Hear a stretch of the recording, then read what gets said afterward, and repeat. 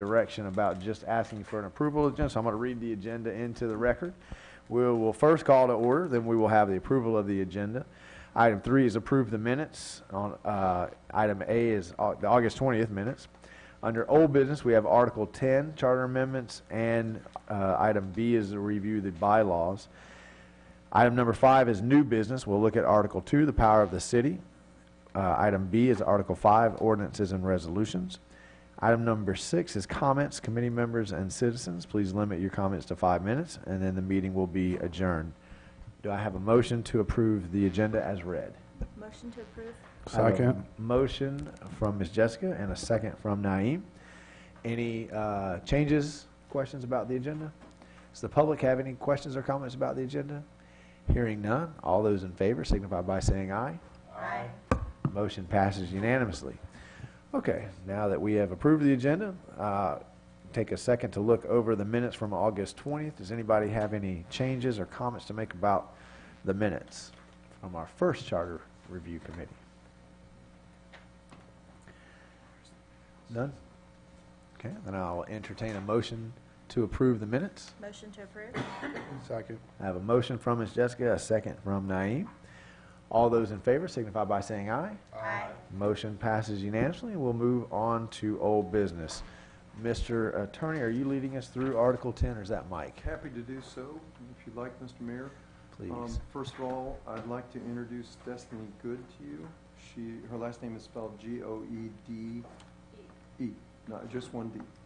And Destiny came to us as a law student. We regularly employ clerks in our law firm, and sometimes we have really talented clerks, and Destiny fits within the very, very talented clerk category. Matter of fact, I told somebody that I think she's as good as clerk we've ever had. She just was named to the UF trial team. That's a competition limited to very few and select law students. So she not only is doing well for us, but she's also doing really, really well in law school on top of it. Awesome. So that's who Destiny Congratulations. is. She's done a lot of the typing, and not just the typing, but gone through a lot of these charters, gone through statutory provisions, and the intent is to clean up our charter and make it very streamlined and try to make it as sufficient yet as suffice as we can possibly make it. That's really the intent. Now, your job is to say, all well and good, but we like the old way that we were doing it, and if you say, no, this ain't broke, don't fix it, and you vote that way, then ultimately this document that we work on is going to go to the City Commission, and then the City Commission is going to place it on the ballot. So this charter is going to be a creation of your making, not of Destiny's making, Scott's making, or Mike's making. It's you all's input on this, and we want that feedback. The starting place is, why do we start with Article 10 and not Article 1? That seems like a strange place to start. Well, the reason is because I think it gives you a history of how do we get here? What is the statutory and constitutional provisions that get us here? And under the, we talk about Constitution, and people normally think of the U.S. Constitution.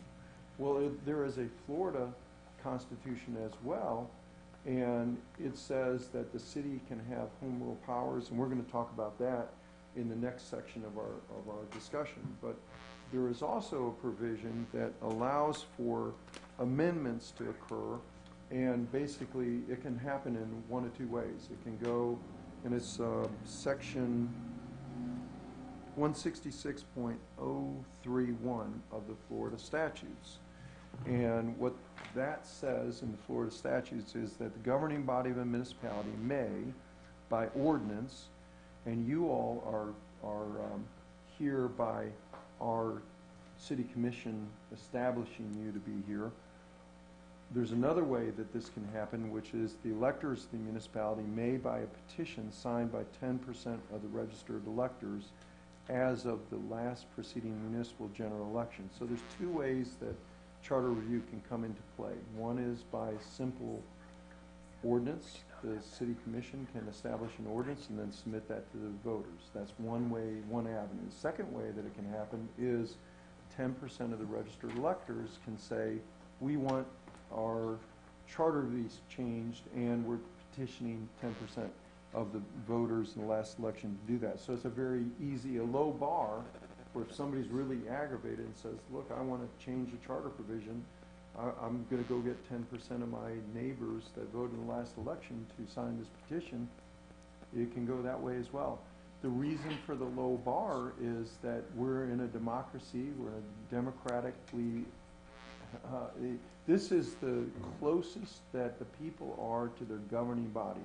Local governments, both counties and municipalities, and their commissions, this is where you can come down to City Hall. It's hard to go to Tallahassee and talk to the legislature. That's a much more difficult proposition. Very easy for you to come down here on a Monday night and say, look, I want a charter change. So that's how we get into being here. And I thought that would be a good place for us to start. And as Destiny says, and the way she structured this is she gives you the old charter provisions, the original, and then she goes through a red line version, so there's the red line strike through part of it, and then you see a cleaned up version, and she gives you the state law reference, which is the 166.031 section. So what the cleaned up version says, in simplifying it by striking through a lot of the verbiage that was in the old charter, is, and it's just mostly cleaning up the language. And as you can read, and I'm not going to read it to you, you'll I'm sure have already done that, but it just has language that is not really in keeping with chapter 166.031, and so the cleanup language is this charter may be altered or amended at any time in accordance with this charter and the laws of the state of Florida, or by adoption of the city commission of amendment of ordinances and approval by voters of the city, an election held in the manner followed for approval of this charter. When election is held for approval of amendments to this charter or new charter, the city commission shall have said election advertised in the same manner following advertising the election for approval of this charter. And basically what that means under 166.031, and I didn't read all those provisions to you, is that if you have the 10% of the electors, or if the city commission says, look, we're going to implement this by ordinance, they pass an ordinance. It has to be read on 2 occasions. One reading can be by title only, second reading by title only. The second reading has to be 10 days from the first reading. It has to be advertised in the newspaper of general circulation. Once you meet those requirements, then, and it's passed by the city commission, this body, then it can go on the ballot for the next general election, or you can schedule a special election.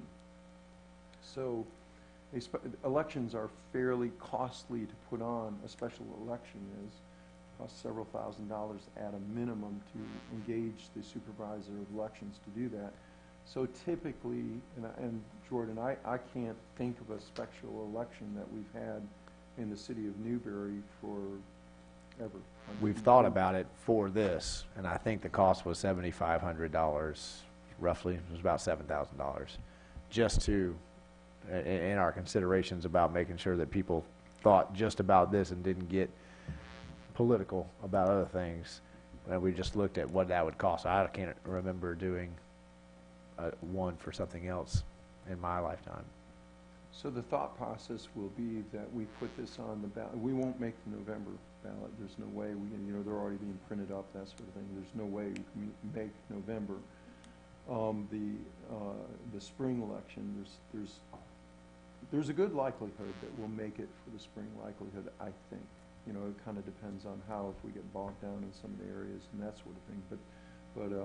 So getting back to Article 10 Charter Amendments, we've cleaned it up and kind of condensed a lot of information in those articles and into one Section 53 and a Section 54. When we get to the full charter, we'll clean up our numbering system, and so we'll have probably a more uniform, but for right now, these are just some place markers for where we're at. Well, I like how much you have strike through.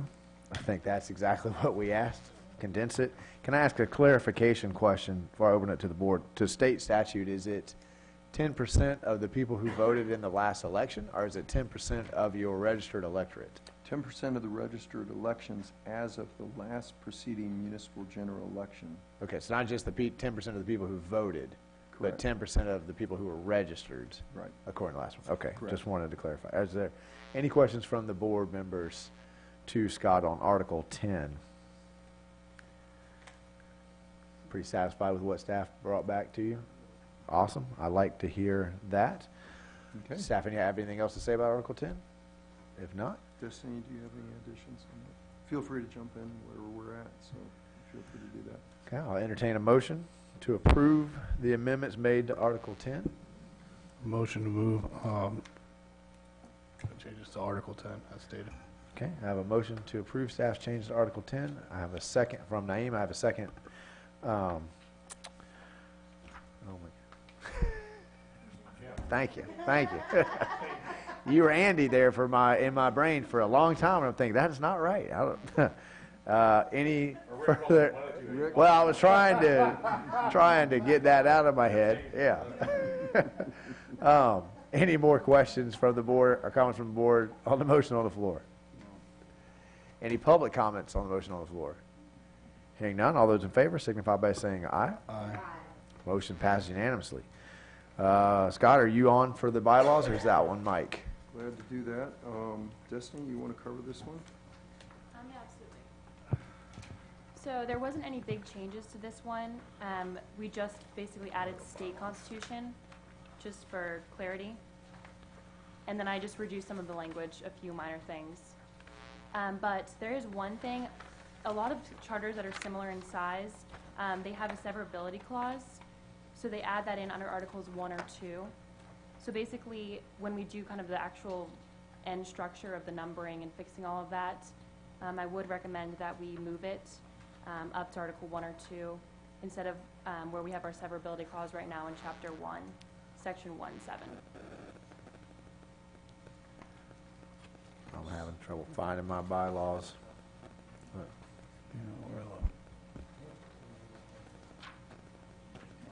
Wow. Yeah. Does anybody Yes, so we're just going to move it. have a handout on bylaws? No. No. So we're gonna. Oh, I'm sorry. Okay, so we got a lot, but we don't have the in front of us. Okay. So do we want to, since we don't have it in front of us, do you guys want to accept So, Mr. what Mayor, staff's saying? That sounded pretty straightforward to me. there's really no real significant changes to this particular article. It's very, very straightforward. Okay, it's if you're looking at your handout, it's the one that says powers of the city, general powers of the city, section 5, and then it gives you the state law reference. I And got then then the provision immediately following that adds state constitution to the, and again, it's really a very, very minor change to that particular section of the code. Now, the reason for that, let's talk for just a second why this is. This provision was probably the most significant change in the last time that we did the charter revision. And as Destiny says, there's Article 8, Section 2B of the Florida Constitution, which is a cross-reference to this section, which says that local governments, counties, and municipalities are entitled to home rule powers. And then there's further definition of what those powers are under her other reference that she makes to 166.021. And that provision, 166.021 of the Florida statute, says that the state constitution reference that we just talked about, and municipalities, this is the 166, chapter 166 of the Florida law is the area that municipalities run under. That's what we really are governed by. And what that section says is that we have all governmental powers, corporate powers, proprietary powers, meaning that proprietary funds are like our electric fund, our water fund, our sewer fund, and other kind of, I guess, money-making ventures, if you will. But those are proprietary funds. The city has those kind of powers to conduct all those functions and may exercise any power for municipal purposes except where expressly prohibited by law. The provisions of this section shall be so construed as to secure for municipalities the broad exercise of home rule powers granted by the Constitution. It is further the intent of the legislature to extend municipalities the exercise of powers for municipal, governmental, corporate, and proprietary purposes not expressly prohibited by Constitution, general or special law, or county charter, and to remove any limitations judicially imposed or otherwise on the exercise of home rule powers other than those so expressly prohibited. So that says to us that the construction of powers are very broad in construction, except as we're limited as by county charters, state constitution, or by state law.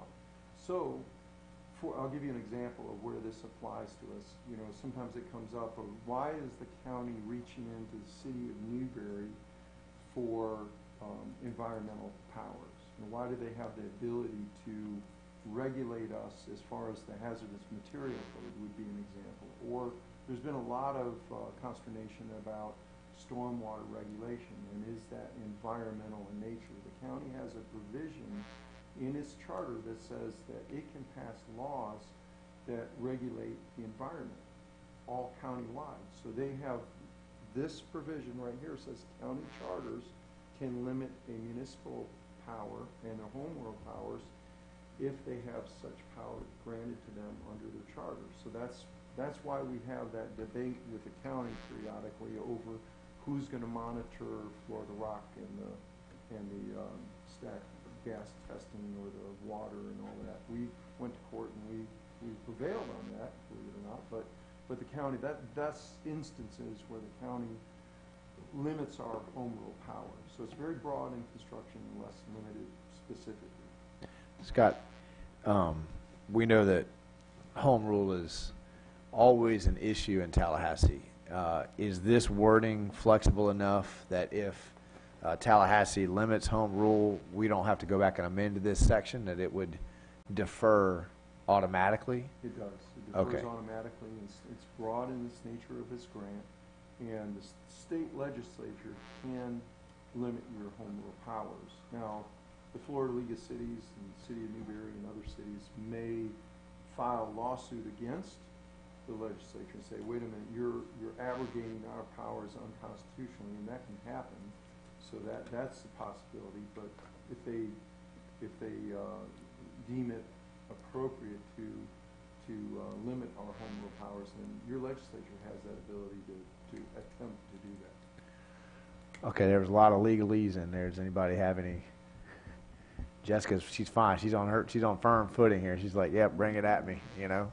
Does anybody have any questions? Like, well, if I understood what he said, I might have a question. Can, Mike, you want to give us the layman's version? I mean, I think I've got a grasp of it, but I might butcher it. Mr. Mayor, I'll just give you my take as I was reviewing this today. Typically, in government, we're bureaucrats. I'm reminded very, very frequently that if you're a career government employee, you're a bureaucrat. But typically, in bureaucracies, you read to see that you're authorized for power. And so we're often telling residents that we don't see any ordinances that enable us to do certain things. When I read this in the charter today, it was looking at it from a completely different perspective. What this says, and it comes from the state constitution, is that the cities have all power that is not specifically handled by a state or county government.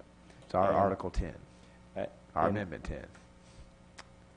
Right? We have all power that's not specifically stated in the state That's correct. That's constitution. home rule, and in Article 2 powers of the city, that's where our charter is affirming that same Sorry, very it's Constitution Day, so I'm making juxtapositions. I'm throwing that at you. You were thinking, wait, no, it's Caught me Article 10. completely off Right, guard, yeah. but no, I'm kidding. So anyway, in layman's terms, the cities have all powers that are not specifically authorized to the state and the county, and that's pretty powerful and probably more than staff should even consider, because that's probably where abuses of power happen. But just wanted the board and this group to be aware of that. Okay. Any questions, Ms. Bonnie? If you got a green light, you're good. Just a question about where we are on the agenda, because we were discussing review bylaws, but it seems like we've skipped down here to Article 2. Are those both the same thing? No, I think the recommendation from Okay, well, staff is that's what I that thought. when we get there, we may insert, would I hear you say that you might move them to Article 2? So that's how we got, or Wait, you would move recommend. the bylaws? Is that right? Okay, so basically, so we're on Article 2 from what I was understanding, right? No, we're still on the No. bylaws. We missed one. We missed Right. Okay, that's what had me confused, because I had this out from the last meeting. I the thought we were bylaws, talking and then about, we were talking- moving the bylaws into Article 2, and that's why we were going to get to Article 2. So we missed the bylaws. We skipped the but the bylaws didn't have any changes. That's why we didn't have an updated version from last meeting. Is that right? Because the last time we were firmly on foot of the bylaws, there wasn't any, they were going to stay this, there was one minor change from the copy that we got last. There's meeting. one minor change. Okay. And we didn't get that minor resolution- change. We did not, and Hard it will copy. be in your next meeting. We're going to defer this item, but I'll tell you what you'll be looking for. The resolution that the city commission adopted setting this committee did not use the word advisory. Your bylaws that you saw last week did. It's a nuance. Right. But the city attorney, believing that it better to be safe than sorry, is recommending that we omit that word. So, Mike, do we need to have a vote to pull that since we approved the agenda as read? We would like for this committee to either vote to remove that word or wait until the next meeting, and we'll show it to you in black and white. Why don't we wait till you see it? No, you want to do it now? So motion to move the word defer. Oh, what's the word? Well, you have two options. You can take his word for the change, and we can go ahead and vote on it now. We can table this item, and they'll bring us the hard copy so that you can read the change for yourself, and then we'll vote on it. It won't take, it sounds to me like we've already covered it. It's a So, 10-second. But next time thing we'll when it see gets it, so we can make it. So I'll entertain either of those motions on item B. Motion to defer. I have a motion to defer the bylaws from Jim, not Rick, and So defer means that we wait till next we time? wait till that. We're going to table that. We'll bring it back. I have a second from Ms. Jessica. Any questions or comments on tabling the bylaws till the next meeting? Does the public have any questions or comments on tabling bylaws? Okay, all those in favor signify by saying aye. Motion passes unanimously. Now, take everything Scott said about Article 2 under new business, now bring that to the forefront of your brain, and then remember the confusion you felt, and then remember the clarification you felt when Mike put it in layman's terms. Article 2 would be saying that anything that Tallahassee doesn't say this is our power, our gives to counties is going to be a power of a municipality. That's basically what Article 2 is saying. Okay, so now that's basically home rule in a nutshell. So now that we are back on the right agenda point, are there any questions on Article 2, the general powers of the city as explained by Mr. New?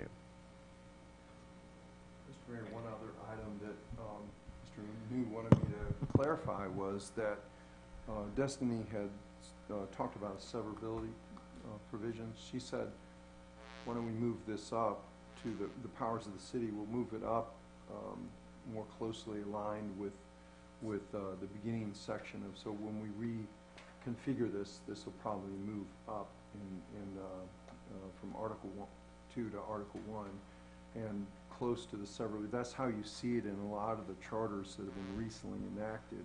And severability clause means that if any part of the charter gets severed out for it's unconstitutional, it's illegal, or improperly crafted, or that it's just too confusing, the language is not sufficient that we can understand what was meant by this Charter Review Commission or the commission when they passed this, for whatever reason, that section can be severed out, whatever the offending section is can be severed out, and the rest of the charter remains. Stays. So you don't throw the baby out with the bath. Is So basically we would reduce the articles by one by blending the two together. correct. Okay, that also seems to be in line with the direction of this board. Okay. Any further questions about Article 2 of the board? Okay, I'll enter, any questions from the audience about Article 2? All right, I'll entertain a motion to adopt staff's recommendations for Article 2, powers of the city. Motion to adopt staff's Okay, recommendation. motion from Naeem to adopt staff's recommendations, a second from Jim. Any further questions or comments from the board? Questions from the public? Hearing none, all those in favor signify by saying aye. Motion passes unanimously. All right, Article 5, ordinances and resolutions. So this is probably the area that's been tinkered with the most so far. And again, there's a statutory provision that tells us how you pass ordinances in the state of Florida. So it's under 166, and let's see if I have, okay, procedures for adoption of ordinances and resolutions, 166.041. And it actually defines what an ordinance is, and it defines what a resolution is. And an ordinance means any official legislative, this is the statutory definition. It's any official legislative action of a governing body which is an action, is a regulation of general and permanent nature and enforceable as a local law. So that's the concept of what an ordinance is. Destiny cleaned up our language so that the definition in our ordinances more closely aligns with the statutory definition. Resolution, same thing, means an expression of governing body concerning matters of administration, an expression of temporary character, or a provision for the disposition of a particular item of the administrative business of a governing body. Again, she cleans that up and makes it more closely in line to the state law references. There's the next provision, which is that each ordinance, so again, this is kind of the same issue. The statute sets forth a very set prescribed methodology for the passing of resolutions or the passing of ordinances. Resolutions can be passed on one reading. They don't require two because they're temporary in nature. And if you see resolutions, a lot of times we're passing resolutions that say the fee for this service for the city shall be such and such. Well, the next meeting, the fee might change. So you want to have a very transitory, very mandatory type procedure as far as resolutions are concerned. But the actual act of doing something that the city's engaged in as far as implementing some procedure of a more permanent nature, that's an ordinance. It requires two readings. And like we talked about before, it has to be at separate meetings. Those meetings have to be at least 10 days apart. And the advertisement in newspaper general circulation must be advertised 10 days before the second and final reading. That's the state law procedure under 166.041. So that's as to general passage of resolutions and ordinances. There's a couple of things that were that are in the existing charter that I think are unique to the city of Newberry, and I kind of like it.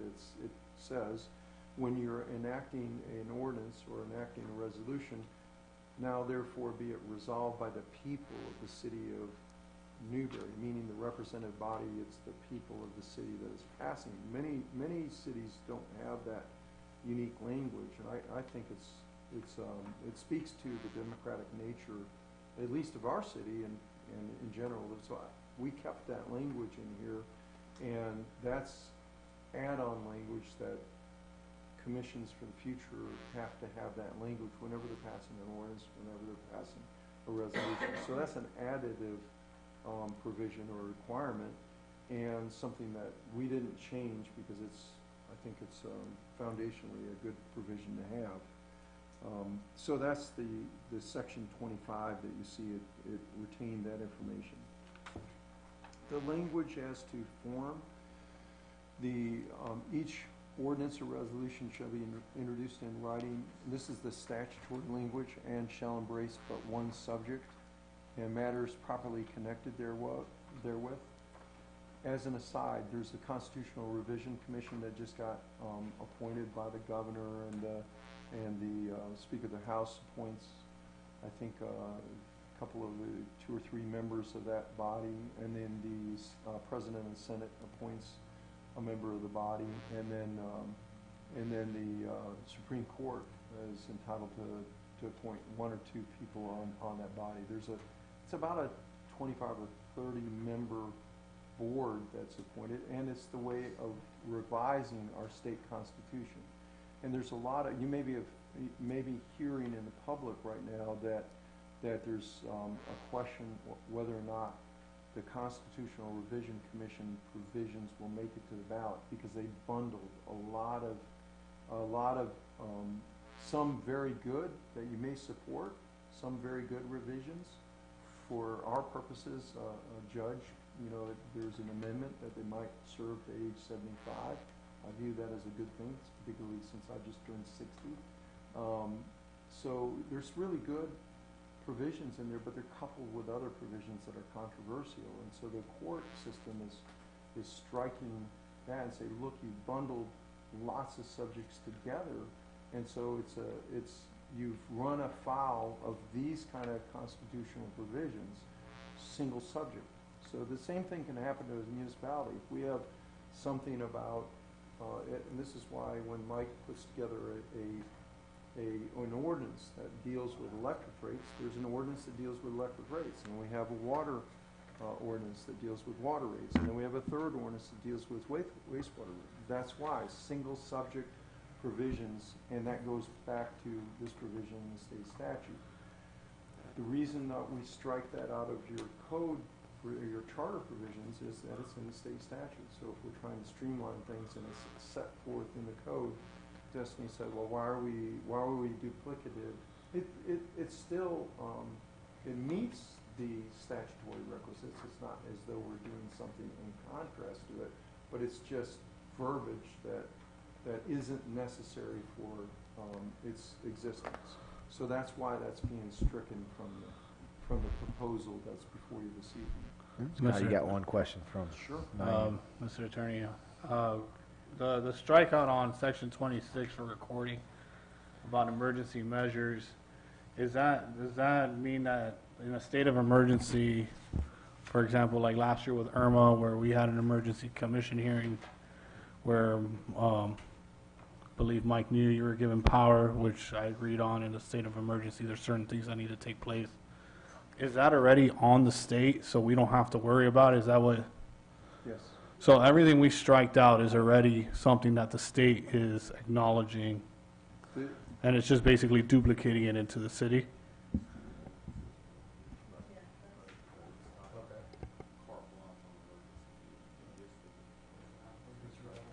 So there's a provision in the ordinances, in our code of ordinances, that talks about how we declare a state of emergency and what happens in an emergency calling of a meeting. So we have various meetings that can be held: special meetings, regular city commission meetings, and emergency meetings, and then a special meeting. So those are, I think those are all four of the type of meetings that can be held.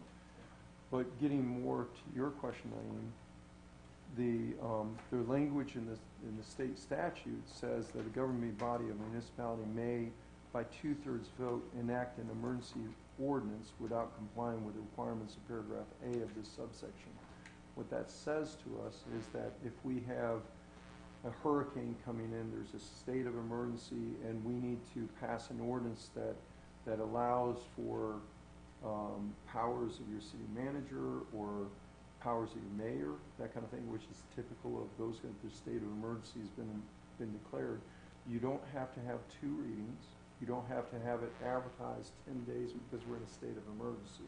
Now, you can't deal, there's restriction, you can't deal with zoning matters, things that are normal business type things like that, measures you can't deal with in an emergency type ordinance passage. But if you need to conduct some business on an emergency basis, so the state statute says you gotta have a 2/3 vote, and meaning out of our 5, we gotta have 4, not just a simple majority, we gotta have at least the majority plus 1. Typically, you're gonna have a unanimous decision in something like that. But you can take action through an emergency measure. It's under state statute, and it's not necessary. Again, it's duplicative of what the state statute allows for. Any other questions? Thank you. Naeem? Any other questions? Ms. Bonnie? Just a couple of, I guess, grammatical things that I'm sure you probably looked through 800,000 of these things. But on B, section 24. We're looking on the new one. Yeah, The first clean one. page. B, after it says resolution is an expression of the city commission on matters of, I believe should be deleted. Yeah, good catch. And then on section 25, in the second sentence where it says no ordinance shall contain more than one subject, I noticed in the original charter it also had the numeral 1 in parentheses, and I didn't know if that needed to be in there also. It does not need to be in there. Okay. I'm trying to find where you're at there. Okay, shall contain, no ordinance shall contain more than one subject. Is that the area that you were looking at? Yes. Okay. No, it does not need to be. We can add it in. Okay, well, no, I noticed it was like that in the original one, so I just didn't know if that needed to be in there or not. And then, down where we were just talking in A, I guess, under procedure, that second paragraph, the second sentence, where it says majority vote of members present at any regular or special meeting, do those need to be capitalized, regular and special? Because I noticed they were capitalized in the first paragraph. Yeah, I think to be consistent, I would like to either have them all small caps or all, so I agree. Let's increase, let's put them to capitalized. You bring up a good point, and this is how it reads in our existing charter. I don't think I've ever had a situation, Jordan, your input on this would be good too, but I can't remember where we've had a resolution that hasn't been seconded. So I don't know if we want to retain that language, that it doesn't need a second, without a second passed by a majority vote. So a resolution is kind of, in our structure, is a little different than ordinances. Ordinances need a second, but if you want to make them consistent, you have a motion and a second. And Oh, no, I was actually just talking about the capitalization of the R and the S. I was going to ask about the second, though, because we always have had, we specifically did training about proclamations because we had been taking votes on proclamations, and our charter says the mayor just makes the proclamation. But I think we always have asked for a second on a resolution. But I've read this, I don't know how many times, I've never caught that you don't have to have a second. But I think we always do just because of the procedure. So you're saying change it to... I would delete it because it was just the way we've always done it. We always get a first, we always get a second. It's And collegial. If you feel like you can't get a second on a resolution, you're not going to get it passed. I can't, if I asked for a motion and then went straight to the vote, everyone would jump up at me and say, hey, you forgot a second anyway. And well, let me actually pull out the charter and let me tell you, right? So I don't want to be that pedantic, so let's just strike it out and would you guys strike agree the, with? language and without a second. So it should read, a proposed resolution may be introduced by any commissioner and passed by a majority vote of members present in a regular, capital special meeting of the city commission. So that will be amended accordingly. if you all vote that way. And Scott, under votes required, the very next Right, paragraph right. addresses ordinances or resolutions. It's almost like the second part of the sentence above is, under procedure, it says a proposed resolution may be introduced by a commissioner and passed by majority vote. The very next paragraph says Majority affirmative vote. votes of the majority of commissioners. So I recommend striking. I think you're right. I don't, I think it's surplusage. Speaks to the resolution. Yeah? Are y'all, so is it, am I in Yeah. the right place? Yeah. Good catch, Mike. Scott, I had a question about the wording. So again, Go ahead. Just to. Finish that take thought, his- yeah. Finish his thought, he would say a proposed resolution or ordinance may be introduced by any commissioner and passed by a majority vote of the members present at any regular special meeting of the city commission. Okay. Everybody okay with that? Everybody comfortable with that? Sorry, you, then getting rid of both, that's right, that's right, you, paragraph 4. Yeah, I think we can. I think it's fine. I have a question about C. Go ahead, Miss Jessica. Um, Oh, that was what I was gonna ask about. Go ahead. Oh, really? Yeah. So I'm assuming that the effective date of the ordinance, shall become effective 10 days after the ordinance as provided for in the ordinance. But in the resolution, when it says upon a date indicated within the resolution, can we mirror that language? Since I think those both are intended to be the same thing. You're talking about still in C, the Yeah. resolution. I find the wording in the resolution very awkward. Well, this is a really interesting area that I think takes a little bit of thinking through. Our mayor does not have a vote, but the ordinances and resolutions are required to be signed by the mayor. So let's say that the mayor is not in favor of a vote taken or an action taken by the city commission.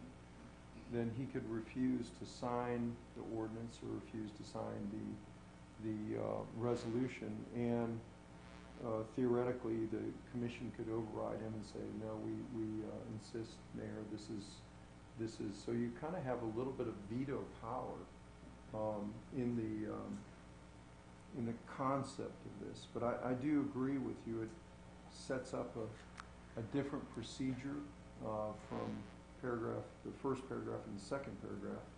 And so, that's, that's kind of up Well- to you to. Well, the way I read, I mean, that's was my understanding, but the way I read this, it sounds like the resolution becomes effective upon the mayor's signature, and it sounds like there should be a conjunction there of some sort, right? Like, or upon a lapse of time of 10 days from final passage upon failure to sign by. Is that an or? Like, if I can sign it, it becomes a resolution, or if I take no action, but 10 days, it becomes effective anyways. So there should be like an or something, right? I can either sign it and it becomes effective, or I do nothing, but then it becomes effective in 10 days. But that would negate the veto power. It's more like a delay power, Right, right, that's right. a 10-day delay. I'm going to use it before I'm out of here. Almost something. 10 No, days. you aren't. But So, go ahead, Jesse. my question is about, like, the second part of the ordinance as provided for the ordinance. I'm assuming, perhaps incorrectly, that means the date is provided for in the ordinance. So can we mirror the language with the resolution where it says upon a date indicated within the resolution in the ordinance part, not with resolution, but like upon a date indicated within the ordinance, so it mirrors? Or are those two different things that I'm like mixing up? Well, it says upon a date indicated within the resolution. And this one says effective 10 days, effective, as provided by the ordinance. So can we just change that language so that it stays consistent? Does that change? I think consistency is a better idea, so I do agree with that. There is a provision, and I'll see if I can find it in state statute, that relates to a 10 days provision for effective date? 10/41? Thank you.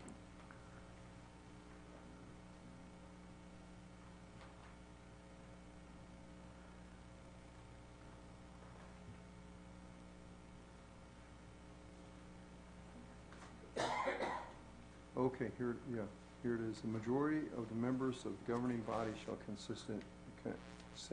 constitute a quorum. An affirmative vote of a majority of the quorum present is necessary to enact any ordinance or adopt any resolution, except that a two-thirds of the membership of the board is required to enact an emergency ordinance, which is in keeping with what we've talked about. On final passage, the vote of each member of the governing body voting shall be entered on the official record of the meeting. All ordinances or resolutions passed by the governing body shall become effective 10 days after passage or as otherwise provided therein.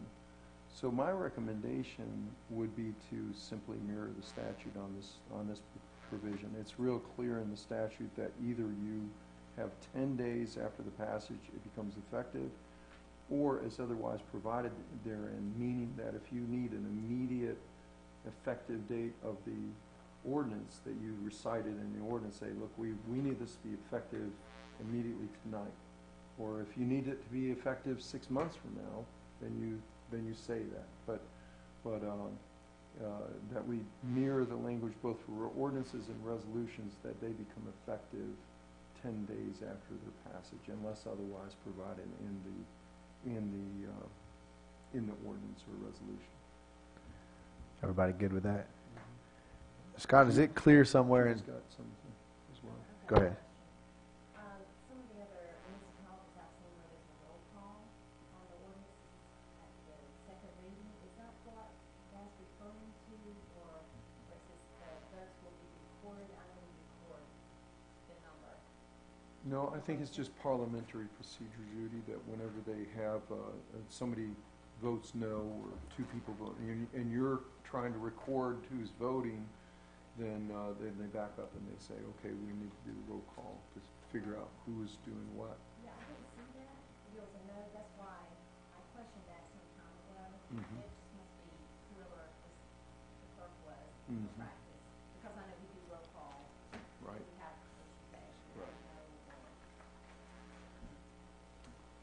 Now, I think High Springs does have a provision in their code that says that you have to do roll call vote on all passage of ordinances, and it's a charter provision, so they always do roll call on every vote that's taken for passage of an ordinance.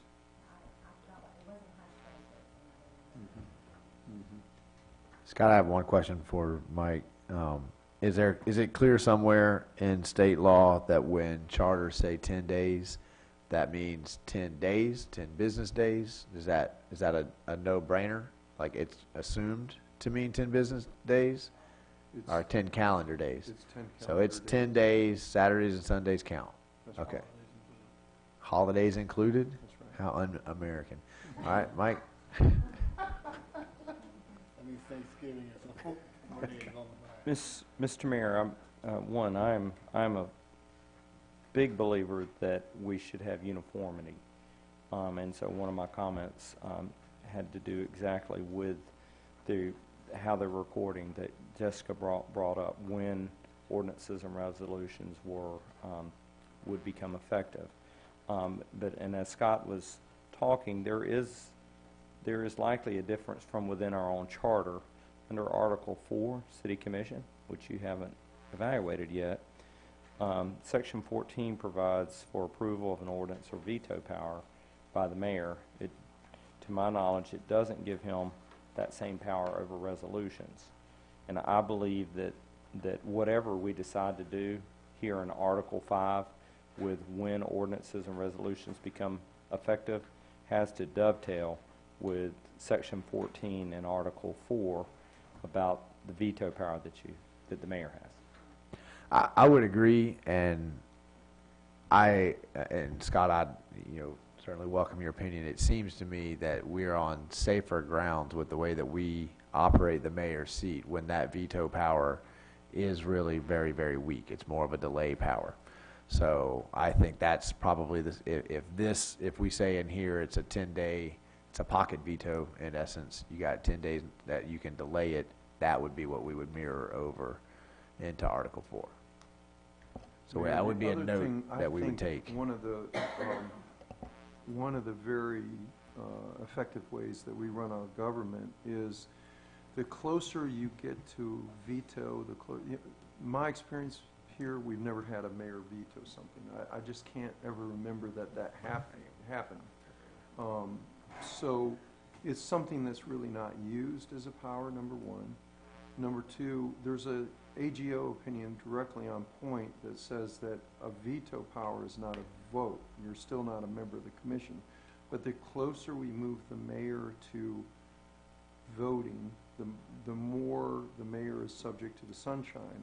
And I think there's numerous examples that I could point to where the mayor not being a member of the commission and not having a vote has benefited the city. And so I think that concept of mere delay, just not enacting it, I think it benefits our city to not have the specific veto power under Section 14. If it moves us more to at some point in time, an attorney general says, now wait a minute, you got a veto power, that's the power of the pen and the vote, and I'm going to say you're Right. no longer executive, you're a part of the legislative branch, and you're subject to the sunshine. I think that could do a lot more harm than good. I agree. Okay, that was what I was looking for.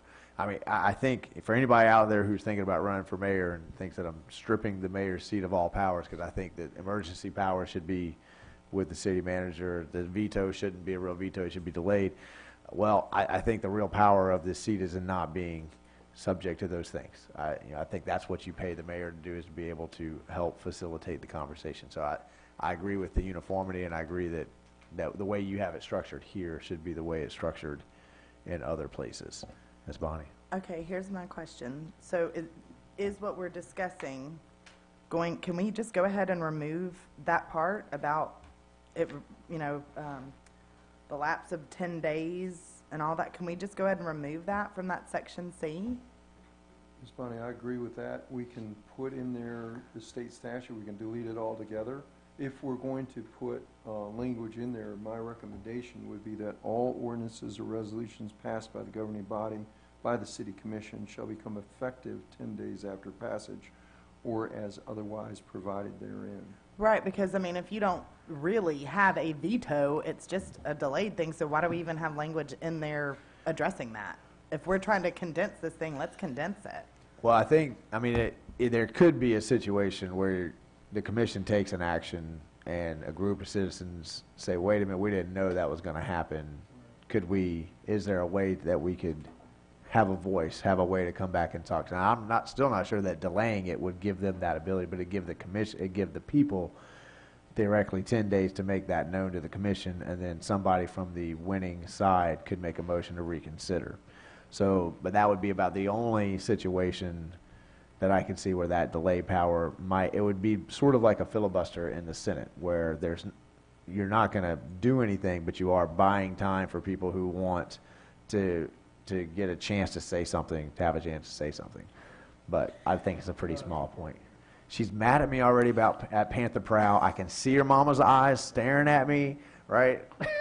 But that would be the only situation where I can Right. see where that would come into effect. I guess I'm just of that mindset of be informed. Be informed. Don't need a 10-day delay to rebut something. Already have your ducks in a row before that meeting, because we don't even have city commission meetings within 10 days of each other. Yeah. So what I'm There'd be hearing a is if series this of things could go that have into to happen. effect, we would have to have a special meeting to address the concerns of the people who should have addressed it to begin with. But the mayor can call a special meeting as well. So the mayor has the Right. power to call the special meeting. So if you had the delay, the mayor could call the meeting, and then you could have the chance to potentially reassess that decision.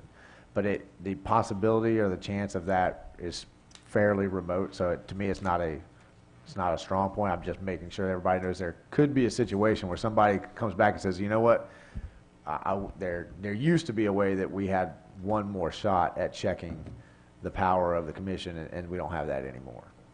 If I understand.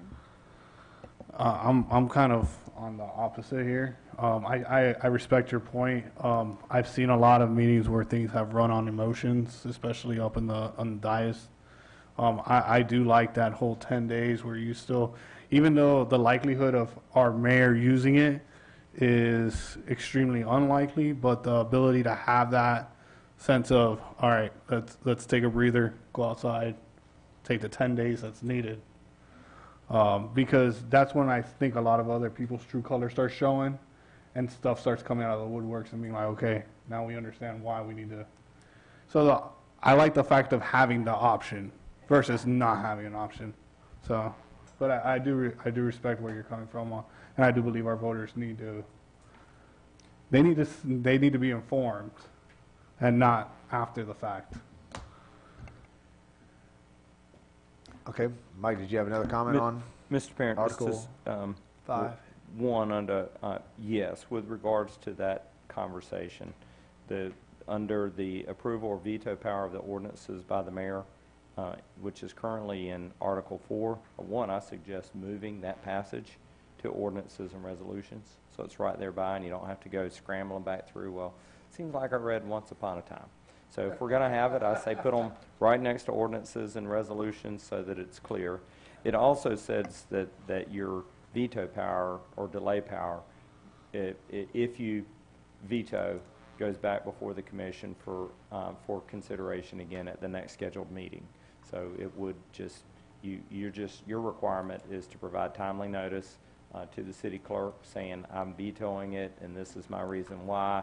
Please put it on the agenda for the next meeting and the board will reconsider. Well, my question about that, which I would save it until we got to Article 4, was if there's a 10-day delay and we don't meet for 14 days, why would the commission have to reconsider? Because it would have already gone into effect.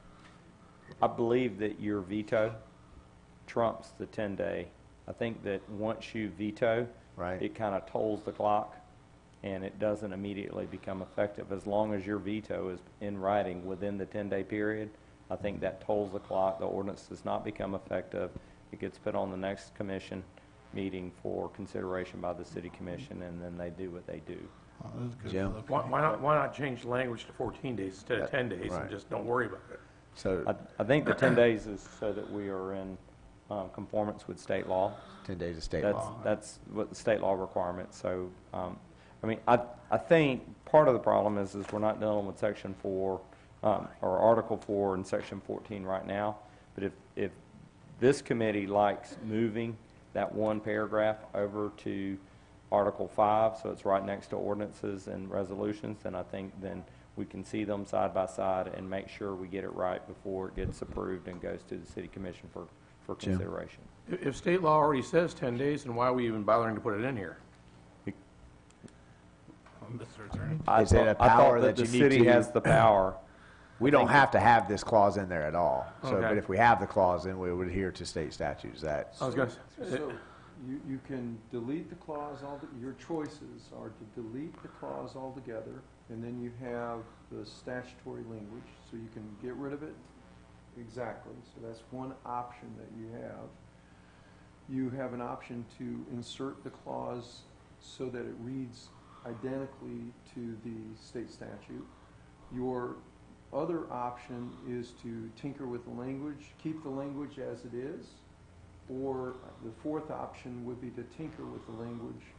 And I do agree with the manager, if we're going to have this provision, the section, Article 4, Section 14 should be moved over to the enactment language of the ordinance, so it reads together, and that you know that the mayor can delay the enactment of the ordinance by refusing to sign for at least a 10-day period, and then it holds over, and it would, I think the intent of it would be that it goes to the next regular meeting, and so it just kind of holds it in abeyance until you get to your next meeting. Now, whether that meeting's within 10 days or whether it's in 14 days, I think its intent under the charter is, if I was being asked that question, Jim, I'd say, well, because it says the next regular meeting, it holds over until they have the next regular meeting, but whenever that is on this matter, But this ordinance does not come into effect until you get at least 3 affirmative votes at your next regular meeting. Okay. 'Cause that's what that section 14. Well, can't I say just our next regular meeting then? It does. Okay. Okay. Because not the 10 days. It's the neither or. Okay. It's the next article, it's got to Okay. get pulled in. Article And 4. It's So- Article 4. So the state statute, does it say exactly this? No, So this is different wording then? this concept of veto power is not contemplated by the state statute. This is a Newberry thing. Okay. And so Newberry is structured as government where you have the city commissioners, the 5 city commissioners and the mayor. And some cities don't have it this way. They have, High Springs, for example, is the mayor is a voting member of, and the commission votes as to who the mayor is. Your mayor is separately elected here and has specific powers.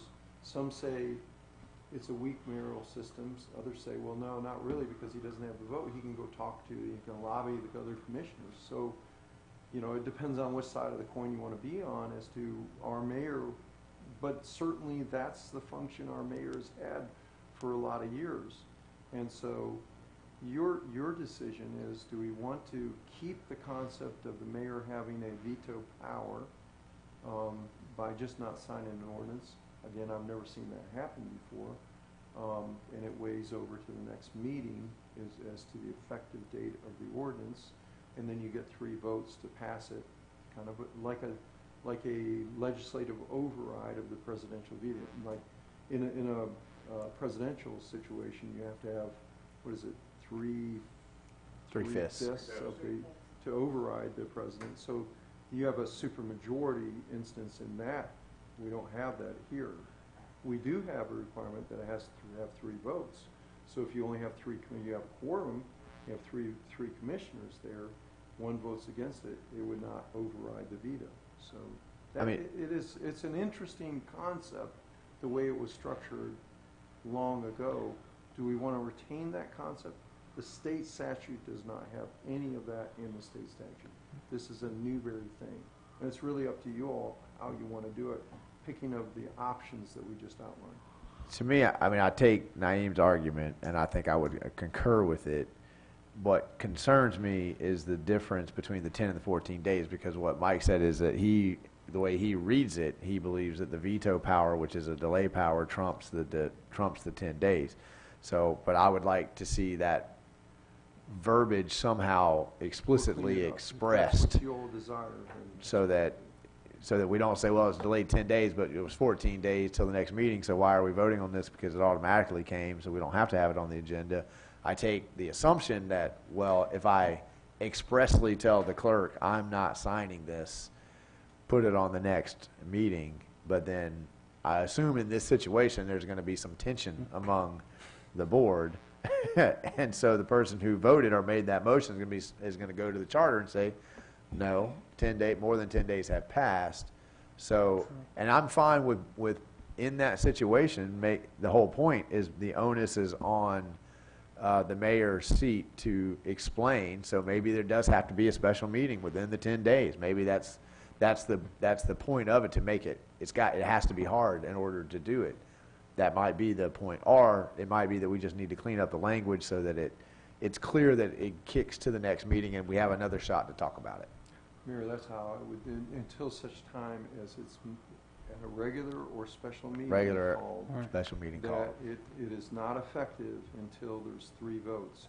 If you want to keep that methodology in play, then I think you should make it very, very certain, very easy for people to understand what goes on there. Okay, so I think we've had a lot of changes in here, and hopefully Miss Judy's she's keeping track of all the changes that we have placed.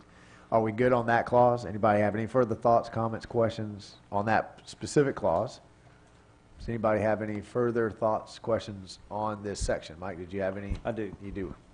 Go I ahead. do. Just a thought, if we are looking at subparagraph A, procedure, proposed ordinance shall be read by title. Everybody see where I'm at? Yeah. that procedure speaks exclusively to ordinances. And I suggest that there should be a companion procedure for resolutions that would be very similar, except for it's not 2 readings and 2 meetings, but the advertising requirement, it would all be how we do resolutions. It seems like it's just absent for resolutions and very explicit for ordinances. Yeah, I would agree with that. We always read the resolutions in their entirety anyway, because it's kind of part of the resolution in my memory anyway. So, any thoughts on Mike's suggestion to have a companion resolution What I would suggest. paragraph? On that is just have some language below that a proposed resolution shall be read by title or in full, with 1 reading only. So I think there's a little separate, there's a different procedure between ordinances and resolutions, but we can say that we can have an additional paragraph below that paragraph, which has now become paragraph A, procedure, and then just have a proposed resolution may be read by title or in full upon 1 reading only, or something, some language to that effect. Does that meet the concern? I agree. I like it. Okay. Mike, you got anything else? Do you need a motion for that too, or?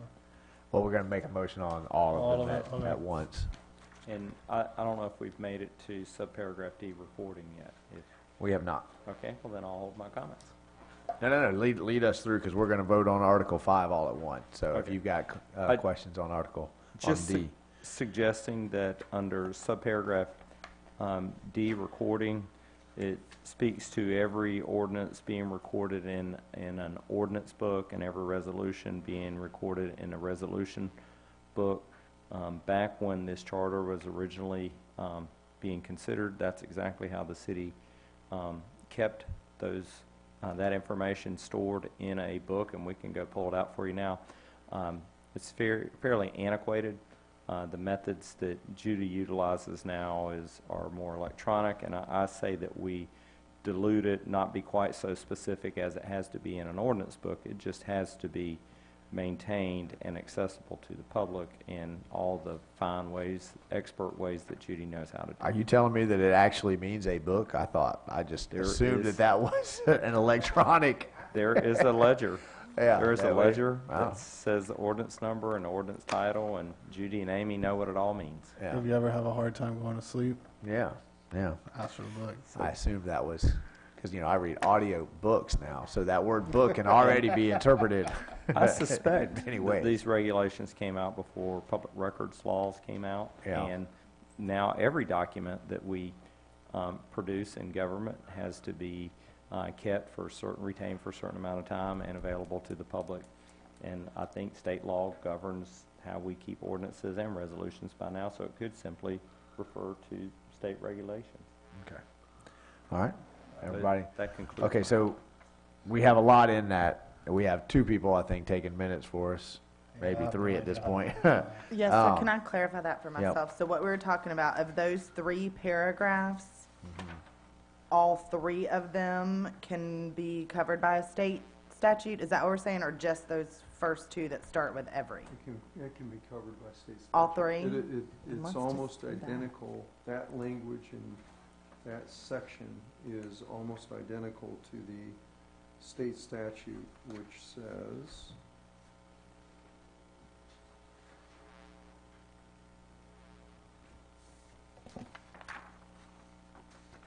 okay, every ordinance or resolution shall, upon its final passage, be recorded in a book kept for that purpose and shall be signed by the presiding officer and a clerk of that governing body.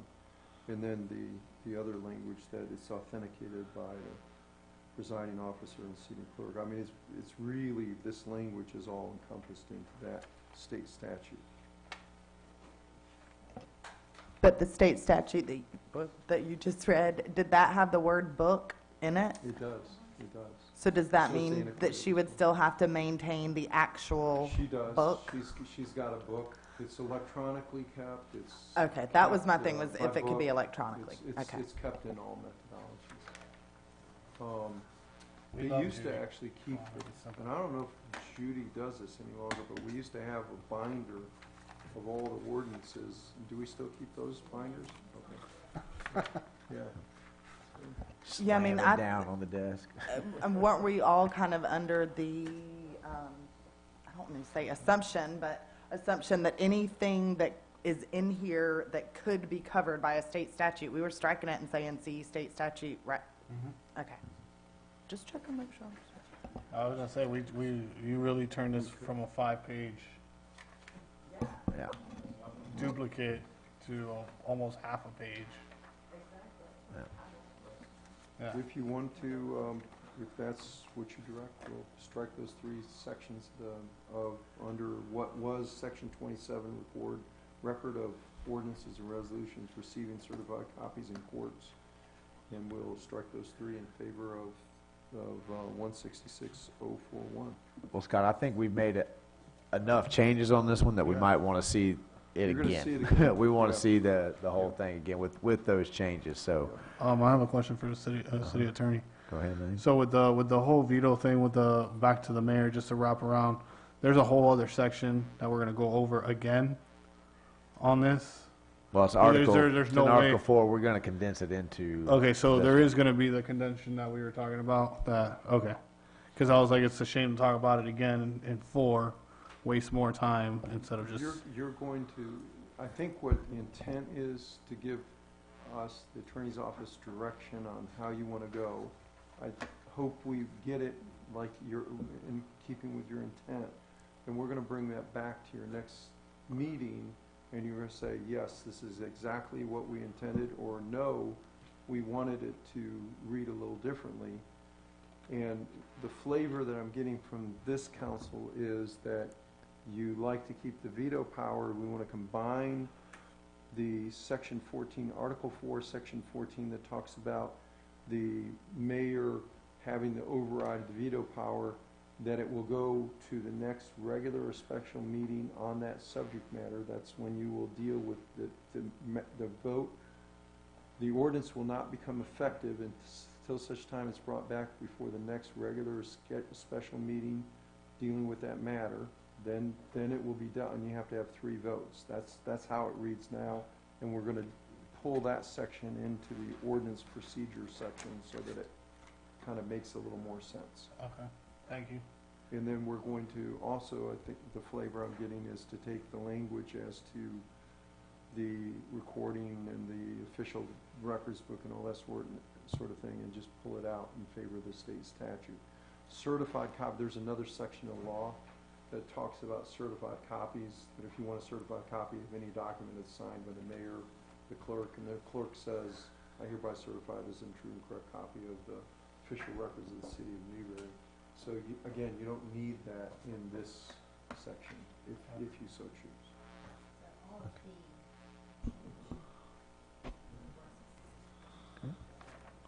So Yep. motion. Any That's further correct. questions, or, Madam Clerk? Further questions or comments on Article 5? I think the appropriate motion here would be to direct staff to come back with the changes that we've spent the last 20 minutes talking about before we move forward. So does anyone want to make that motion? Motion to direct staff with the changes on Article 5, Okay, I have as a- stated. I have a motion from Naeem for staff to take the direction of the board, bring back. I have a second from Ms. Jessica. Any questions on the motion on the floor? Does the public have any questions on the motion on the floor? Hearing none, all those in favor signify by saying aye. Aye. Motion passes unanimously. We'll move to committee member comments. Jim? Ms. Gale? Oh, there is one more, I think there's Did we- another area that I wanted to talk with you about before we get Okay. there. So what Destiny's been doing is she puts a site in each one of these areas. So on that site, when we bring it back, we'll refer to 166.041 subsection 5 that talks about the recording the books, just so you can see state law reference there. Okay. Yeah, it's The next section, we want to talk to you about this, and it's a very lengthy provision, and there's 2 differences, two different concepts here. Under a provision of state law, I think it's 166.031, the voters can effectuate, we talked about it in the beginning part of the meeting, the voters can bring an initiative before you, charter amendment, by 10% of the registered electorate. So that's one way that you cannot restrict that because that's by state law.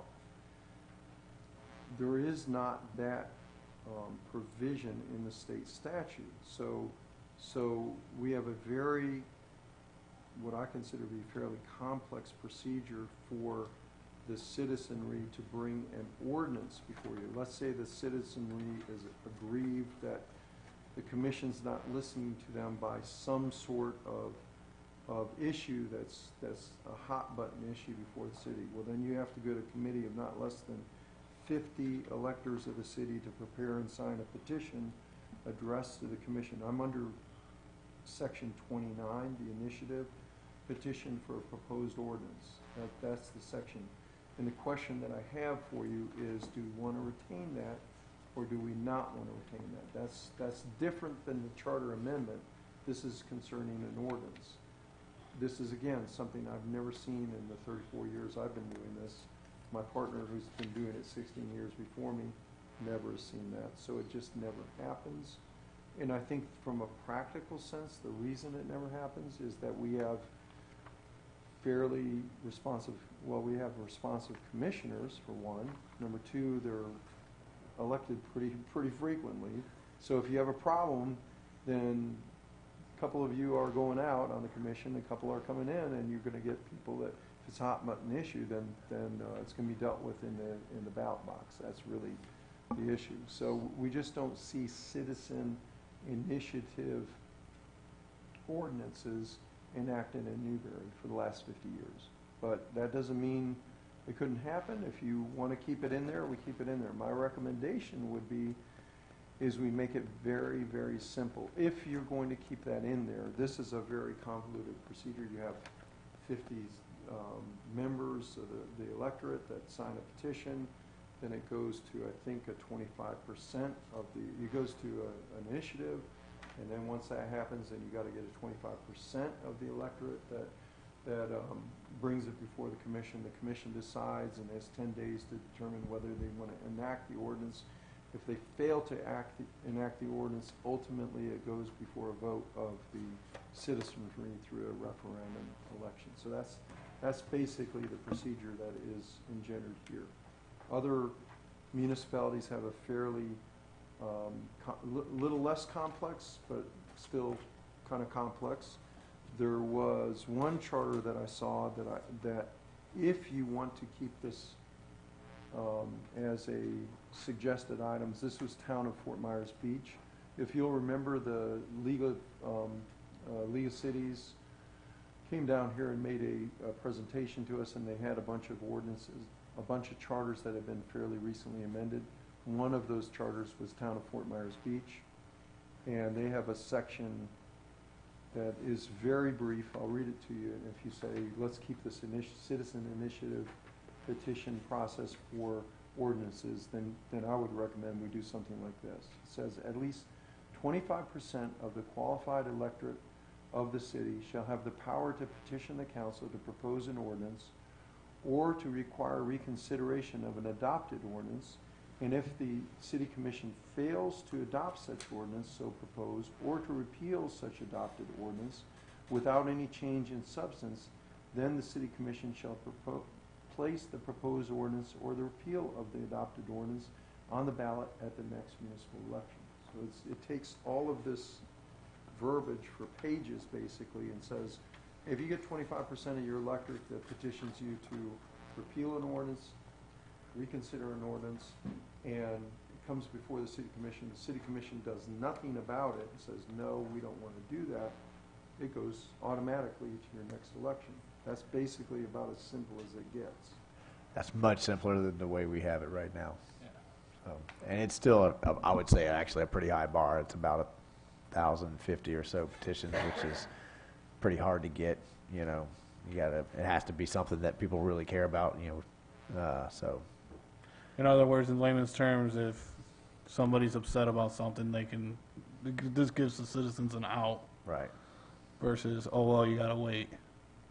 This is more of, well, It you have an gives them option. A way to Go get force that issue. petitions, So your options are go rally up. vote the guys out, Right. vote the ladies out. So that would be your one option.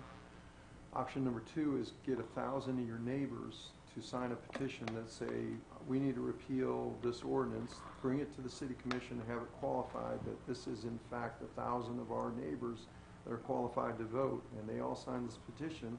And if the city commission does nothing about it, then it rolls over. Should this ordinance be repealed? Should this ordinance be reconsidered? Yes, no? I mean, I'm against mob rule and all that, but I mean, this is a way of giving somebody an option of, hey, if you really feel that passionate about a particular subject, show us by getting 1,000 signatures. I mean, I don't And I think, tend to agree with you on that, Naeem. It's kind of like leaving that 10-day grace period, whatever you want to call it. It gives An option. them an option rather than just taking it away. Right. So I kind of like what Mr. Walker was saying about that Fort Myers Beach, the lingo on that one. I agree on the Fort Myers Beach signal too. Keep it simple. Yes. And Scott, that would be in Article 5? It would be. Okay. All right, so you'll bring that verbiage back to us when you bring Article 5 back. So it would still fall in the motion that was just passed. Yes, sir. Okay? Okay, I think back to, is that it, Scott? That's it. Back to member comments. Ms. Gale? Ms. Bonnie? Ms. Jessica? Mr. Naeem? No comment. I just thank you, staff.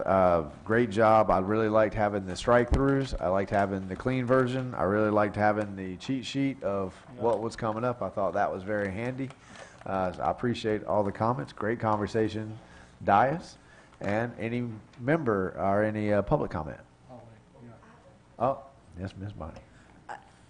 I don't know if Miss Judy could do this for me or if anyone else wants it, but I'm a hard copy kind of girl. So I didn't know, like when Amy sends out the email with the agenda and all the attachments, I don't mind just swinging by and picking it up sometime. But would those would be available once we get the email from Amy, right? That way I'm not wasting all I mine. would prefer mine's hand delivered. Thank you. Well, by Brian. I should ask for, Yeah. does staff have any comments? Mr. Manager, do you have any comments? Madam Clerk? Mr. Attorney? Amy was beating our door down to get this, but, and we didn't get it to her as quickly as we wanted to, but there was a lot of work, just for those 3 sections. I don't know how much time it took Destiny to go through a lot of that, and then me to go through it. It's a lot of work to cross-reference the state constitution of those. So my apologies not getting it to you quicker, but it's just a lot of, but I certainly want to recognize Amy. She gets things out to you all in a hurry. She does a great job. Thank you. Oh, yeah, that Definitely was do. no complaint Yeah. on time, because we've had that email forever, but I print them out at the house, so I'm just trying to conserve my own print. And I meant to welcome Ms. Good because I'm sure that most of this was your work, so good job. So thank you, Ms. Good. And we are adjourned.